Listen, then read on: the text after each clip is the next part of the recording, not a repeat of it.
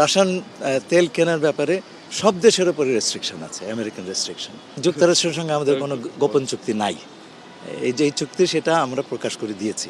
যুক্তরাষ্ট্রের আপনার energy minister, energy secretary Chris রাইটের সঙ্গে আলাপ হয়েছে।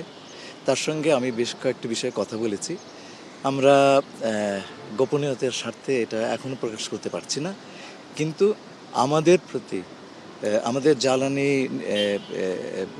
সিকিউরিটির জন্য তারা সাপোর্ট করবেন সেই নিশ্চয়তা আমাদেরকে দিয়েছে। একটা বিষয় অনেক জায়গায় দেখছি যে অন্য জায়গা থেকে তেল কিনতে আমাদের যুক্তরাষ্ট্রের গোপন চুক্তি ছিল, সেই কারণে আমরা বিভিন্ন বিশ্বের অন্য দেশ থেকে তেল কিনতে পারছি না, এরকম কোনো বিষয় আছে? প্রথম কথা হচ্ছে যুক্তরাষ্ট্রের সঙ্গে আমাদের কোনো গোপন চুক্তি নাই।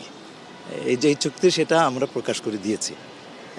2 নম্বর কথা হচ্ছে যে কেউ কেউ বলছেন যে এই চুক্তির কারণে আমাদেরকে আমেরিকার কাছে পারমিশন চাইতে হচ্ছে। একেবারে মিথ্যে কথা। এই রাশিয়ান তেল কেনার ব্যাপারে সব দেশের উপরে রেস্ট্রিকশন আছে, আমেরিকান রেস্ট্রিকশন। সুতরাং আপনাকে সেই রেস্ট্রিকশনের ওয়েভার চাইতে হবে। এটার সঙ্গে চুক্তির বাণিজ্য চুক্তির কোনোই সম্পর্ক নেই।